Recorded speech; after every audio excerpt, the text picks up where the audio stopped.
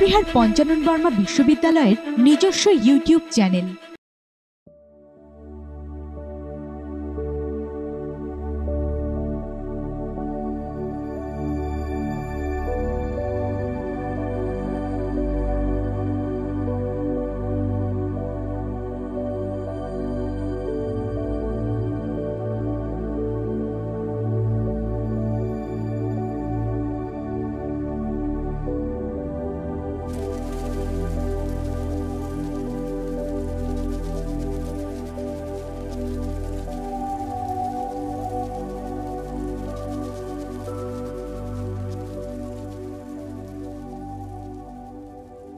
যখন ভারত ব্রিটিশদের কাছে থেকে স্বাধীনতা লাভ করে উৎসব আনন্দে মেতে ওঠেন ভারতবাসীরা, ঠিক সেই সময় অপরদিকে বিধাতার পরিহাস ভারত এবং পূর্ব পাকিস্তান, যা এখন বাংলাদেশ নামে পরিচিত, দুই দেশের সীমানায় বন্দী হয়ে যান কয়েক হাজার পরিবার।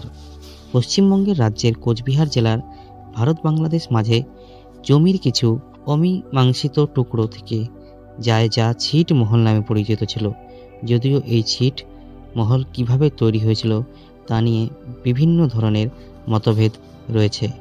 ছিটমহল সৃষ্টি নিয়ে অনেক রকম পরস্পর বিরোধী বিষয় আছে, কিন্তু পরীক্ষা নিরীক্ষার মাধ্যমে যদি বিষয়টা জানা যায়, এটা সব কিছুকেই সেন্টিমেন্ট দিয়ে দেখার কিছু নেই, বাস্তবতার সম্মুখীন হতে হবে। এক কথায় ছিটমহলগুলো ছিল, আমরা তখন 1998 কি 99 সালে একটা বই পড়েছিলাম, রুল অফ জঙ্গল। এটা সম্ভবত না, অমর রায় প্রধান লিখেছিলেন। তৎকালীন সাংসদ, ফরওয়ার্ড ব্লকের সাংসদ ছিলেন অমর রায় প্রধান। এই ছিটমহলগুলো নিয়ে লিখেছিল রুল অফ জঙ্গল। সত্যিই তাই, ছিটমহলগুলো ছিল তাতে জঙ্গলের রাজত্ব। সেখানে না ছিল কোনো প্রশাসন, না ছিল কোনো আইনি ব্যবস্থা। তবে বিভাজনের পর ভারতের ভূখণ্ডে চলে আসে তৎকালীন পূর্ব পাকিস্তানের 51টি ছিট এবং বাংলাদেশের মূল ভূখণ্ডে চলে যায় ভারতের 111টি ছিট। এক দেশের ভিতরে আরেক দেশের জমি, আর সেই জমিতে আটকে পড়ে যায় কয়েক হাজার মানুষ। ভারতের ভূখণ্ডে থাকা বাংলাদেশের ছিটমহলের বাসিন্দারা যেমন বাংলাদেশের নাগরিক হওয়ার সত্ত্বেও বাংলাদেশের সঙ্গে কোনো যোগাযোগ স্থাপন করতে পারত না। একই রকমভাবে বাংলাদেশের ভেতরে থাকা ভারতের ছিটমহলের বাসিন্দারা ভারতীয় হওয়ার সত্ত্বেও ভারতের সঙ্গে কোনো রকম যোগাযোগ রাখতে পারতেন না। দশকের পর দশক কেটে গেলেও পরিস্থিতি বদল হয় না। স্বাধীনতা নাকি কী জিনিস সেটাই তারা জানতেন না। তারপর শুরু হয় সেই অন্ধকার জগৎ থেকে আলোর জগতে আসার জন্য স্বাধীনতার লড়াই। আমাদের ছিটমহল নিয়ে তো অনেক আন্দোলন আমরা করছি। ছিটমহল যা আগে ছিল সেটা স্কুল কলেজ ছিল না, যাতায়াতের অসুবিধা ছিল, কিন্তু আমাদের মোটামুটি খুবই অসুবিধা ছিল। মানে পরিচয় গোপন রেখে ইন্ডিয়া চলাফেরা করতে হতো। দেখুন, আমরা এখানে যারা শিক্ষা নিত, আমরা শিক্ষা নিয়েছি, তারা হচ্ছে পুরোটাই ভুয়ো ঠিকানা। কেমন হচ্ছে, আমাদের এটা গ্রাম হচ্ছে মধ্য মশলডাঙ্গা, হয়তো বা ধরুন দিনহাটা বা কোনো একটা গ্রামের নাম, ধরুন দিনহাটার ঠিকানা দিয়ে, অথবা বুড়িহাট, বাসন্তীহাট, নাজিরহাটের মেন ঠিকানা, ছিটমহলের ঠিকানার বাইরে গিয়ে আমাদের ঠিকানা দেওয়া হতো। ওই ঠিকানায় স্কুল এডমিশন হতে হতো, বাবার নামের জায়গায় অন্য একজন নাম দিয়ে তারপর এডমিশন হতে হতো।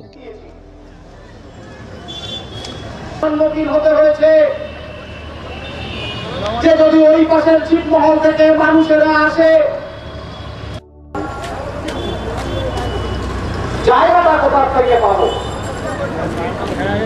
দায়িত্বশীল সরকার জানতে চাইলেন, সেই হিসেবটা হলো উন্নয়নে কি পরিমাণ খরচ। সেই স্বাধীনতা আন্দোলনের অন্যতম প্রধান চরিত্র জেহাদ। তোমার নাম কি? বলছিলাম, স্বাধীনতা কি জানো? হাসপাতালে ভর্তি হয়েছিল, অনেক লোকজন জড়ো করে, তারপরে বলছে ছিটমহলের মানুষ আমরা ভর্তি করব না, মারা গেলে মারা যাবে, তাতে আমাদের কিছু নাই, এটা ছিটমহল নয়, এটা বাংলাদেশি। এরকম করে বলছিল। তখন আমরা বলছি না, ছিটমহল আছে, আমরা বাংলাদেশি নয়, আমরা ছিটমহলেই থাকি। তখন ওরা পাত্তা দিত না, বলছে না এটা বাংলাদেশি। এই বাংলাদেশের যে ছিটমহল সেই ঠিকানাটাই দেওয়া হয়েছিল, অরিজিনাল ঠিকানাটাই দেওয়া হয়েছে। তা রাত্রে নিয়ে গেছি, দিয়ে যাওয়ার পরে রাত্রে বোধহয় 9টা সাড়ে 9টার সময় জন্মগ্রহণ করছে জেহাদ। তার কিছুক্ষণ পরেই পুলিশ প্রশাসন জানাজানি হয়েছে, ডাক্তার ফোন করছিল নাকি জানি না, পুলিশ ওখানে আমাদের এখানে গিয়েছিল, যে বলছে যে তোমরা তো বাংলাদেশে। আমরা সত্য কথাই বলছিলাম। তা বলার পরে বলছে যে তোমাদের অ্যারেস্ট করা হবে। তা আমরা তখন বলছিলাম যে অ্যারেস্ট করেন, অসুবিধা কী আছে, অ্যারেস্ট করেন, আমরা যেহেতু বাংলাদেশি। তাই কোনটা ভাইবে অনেকক্ষণ ভাবা চিন্তা করার পরে কয় তোমরা এই বাচ্চাকে নিয়ে তোমরা আজকে রাতারাতির মধ্যে পালিয়ে যাও। তা আমরা বলছি না, বাচ্চার মা অসুস্থ আছে, বাচ্চাও অসুস্থ আছে, এটা সুস্থ করে নিয়ে যাবো, দরকার পড়ে আপনি আমাদের অ্যারেস্ট করেন। তাই এই কথা বলার পরে বললো ওনারা অনেকক্ষণ আমাদের বুঝাইছে, বোঝার পরে কইছি না, আমরা বলছি যে না আমরা যাবো না, আমরা এই দুজনকে সুস্থ করে নিয়ে যেদিন ডাক্তার ছুটি দেয় সেদিনকেই আমরা যাব। সেদিনকে খুব রাতটা খুব ভয় করে গেছে অবশ্য, কেননা যদিও আমরা বুকের সাহস নিয়ে গেছি তবুও একটা ভয় ছিল ভিতরে। তবে স্বাধীনতা কি তা না জানলেও জেহাদ স্বাধীনতার স্বপ্ন দেখিয়েছে কয়েক হাজার মানুষকে। এই জেহাদের জন্ম আন্দোলন করা শিখিয়েছে কয়েক হাজার পরাধীন ছিটমহলবাসীকে। যে তখন ছিটমহল এই আন্দোলন তখন একটা মাত্রা পেয়েছে, সেই ছিটমহল আন্দোলনকে বিশ্বের দরবারে পৌঁছে দিতে পেরেছিল ছিটমহলের বাসিন্দারা আন্দোলন করত। তখন আমার বন্ধু দীপ্তিমান সেনগুপ্ত এই ছিটমহলের লোকদের নিয়ে আন্দোলন করেছিলেন। তার বাবা প্রথম আন্দোলন শুরু করে, তার আগেও অনেক বহু মানুষ এই আন্দোলন করেছিলেন।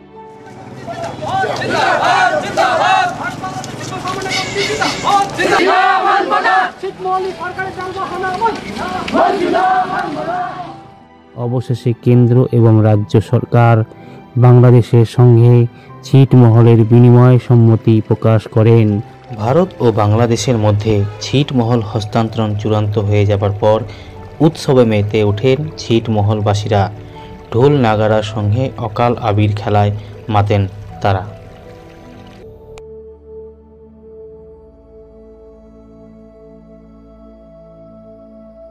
2015 সালের 31 জুলাই রাত 12টায় ভারত বাংলাদেশ ছিটমহল বিনিময় হয়। সেদিন মধ্যরাতে সরকারিভাবে ছিটমহল প্রথম ভারতের জাতীয় পতাকা উত্তোলিত হয়।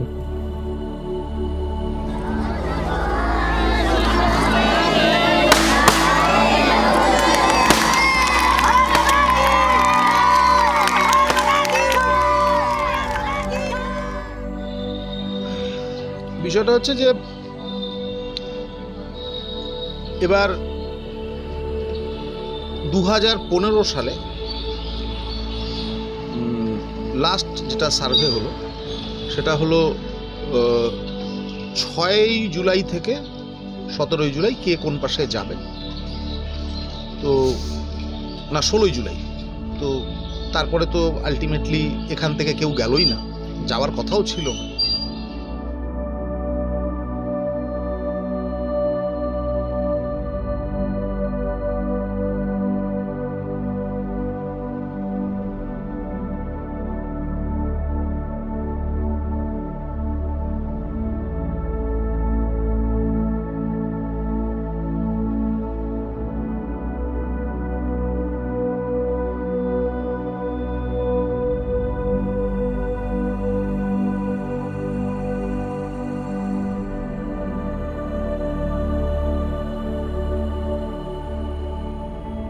তারপর থেকে এক এক করে বদলাতে শুরু করে সেই ছিটমহলের দৃশ্য। নাগরিকত্ব পান বাসিন্দারা। ওপার থেকে বিনিময়ের সময় এপারে এসেছিলেন প্রায় 1000 জন বাসিন্দা। তাদের থাকার জন্য অস্থায়ী ক্যাম্প তৈরি হয়। ধীরে ধীরে তাদের স্থায়ী ভবন দেওয়ার প্রক্রিয়া চালু হয়। সাবেক ছিটমহল জুড়ে এখন চকচকে রাস্তা, পানীয় জল, বিদ্যুতের আলো ঢুকছে। এখন পশ্চিমবঙ্গে আর 4টে গ্রামের মতোই সাবেক ছিটমহলে এখন উন্নত হচ্ছে। সবার সঙ্গে পায়ে পা মিলিয়ে এগিয়ে চলার জন্য অঙ্গীকারবদ্ধ হচ্ছে সাবেক ছিটবাসীদের পড়াশোনার জন্য অন্যের নাম পড়াতে হচ্ছে না, চিকিৎসার জন্য নিতে হচ্ছে না কারো সাহায্য।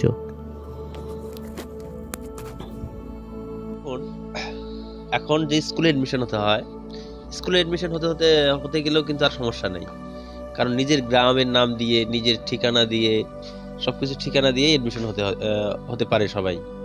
এটা আগে ছিল না। কিন্তু স্বাস্থ্যের ক্ষেত্রে আগে পোলিও টিকা দিত না, মানে পোলিও কার্ড হতো না, কোনো টিকা ফিকা দিলে ওটার কোনো মানে পোলিও যে কার্ড, সেখানে পোলিও কার্ডটা দিত না, টিকা দিত না, চিকিৎসা দিত না। গর্ভবতী মায়েদের কোনো যে ইনজেকশনের ব্যাপার ছিল আগে, এখনও আছে যেটা, ওটাও ধরুন আগে ছিল না, এখন সব ঠিকঠাক আছে, সব কিছুই পায়।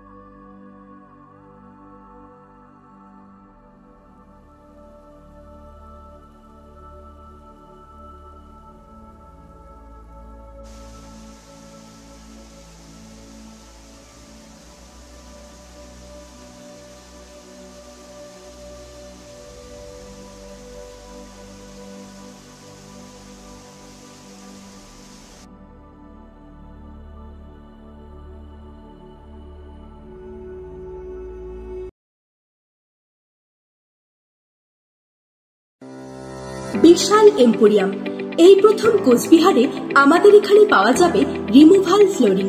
না প্রয়োজন হবে সিমেন্টের, না ভাঙতে হবে আপনার ঘরের মেঝে। এছাড়াও আমাদের এখানে পাওয়া যাচ্ছে নানা রকমের রেডিমেড পর্দা, পর্দার কাপড়, পাপোশ, সেই সঙ্গে পর্দা লাগানোর সরঞ্জামও। পাশাপাশি রয়েছে ইম্পোর্টেড শোপিস, কার্পেট, পর্দা সহ ওয়ালপেপার, সোফা কভার, বেডশিট, কম্বল প্রভৃতি নানা সামগ্রীর বিপুল সম্ভার। বিশাল emporium, Biswa Singha road, Das brothers চৌপথি, কোচবিহার।